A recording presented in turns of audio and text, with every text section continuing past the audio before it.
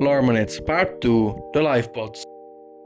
The Lifepods are a piece of altered technology that serve as an escape pod. Basically, if there's an emergency on board of the ship, you can just scroll up into one and get launched to the planet.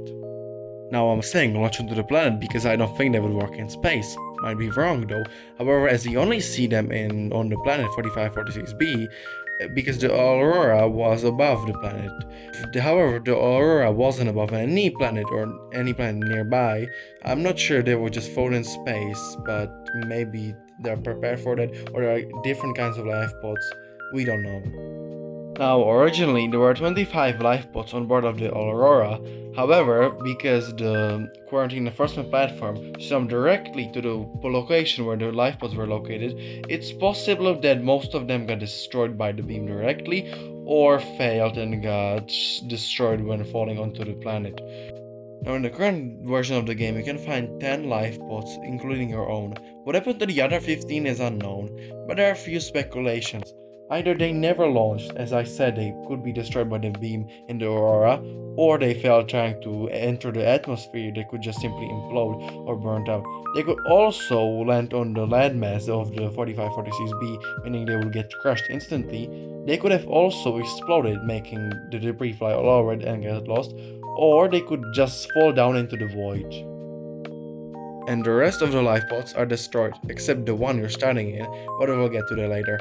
Is that a coincidence or not? Because only one lifepods out of 25 lifepods work. That seems kind of weird. So there are multiple speculations on what could have happened. Either the Altera sabotaged the lifepods so they could maybe cut costs, or the same thing happened with Titanic. They thought the Aurora was invincible, so they didn't count it would get shut down or something. Could also be because the atmosphere of the planet is very strong, meaning when they were entering the atmosphere, most of them got damaged, so they wouldn't work properly. Or this is just a big coincidence, but it's boring. Now I could ramble here for hours what happened to the lifepods, but I'm going to leave that for another episode and I'm going to take a closer look at it. Now let's go take a little break from the speculation and let's actually go look at the design of the lifepods. Now, let's start at the exterior. Look at the exterior, it looks like it has big flotation devices, of course to support it above water. Also, those little battery thingies, I think they're batteries, they look like batteries, as well as a nice ladder for you to be able to get back into the lifepod, and the number of the lifepod. Also having a hatch on the bottom side of the lifepod so you can get in and out. From the interior, we can see the lifepod has a ladder and a hatch to get out of the lifepod.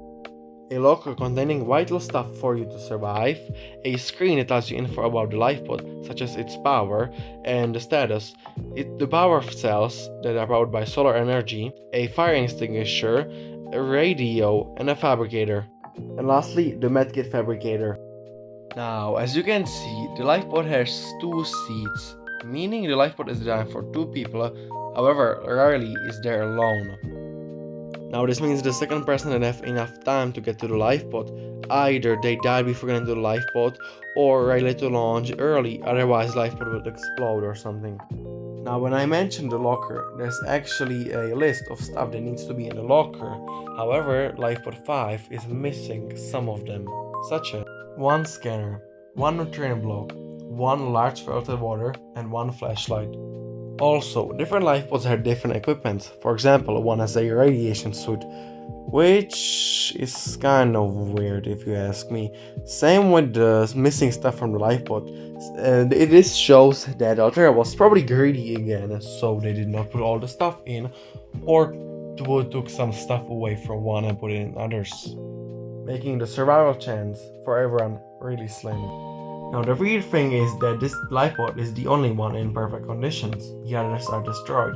Well, you could count 4 that survived as well, however it was flipped upside down and then eaten by a reaper.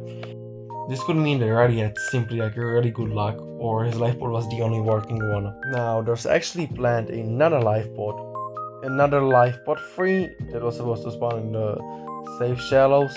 We have no information about that, however, I think it would be changed to a different lifepod name, or there could be an interesting story with it, but we don't know what it's about. Now before we end this video, let me tell you a little fun fact. Did you know that in Below Zero, on Zeta's bed, there's actually a lifepod? So hey guys, this has been everything from today's episode. I hope you enjoyed it, and thank you so much for watching, and I will see you next time. Goodbye!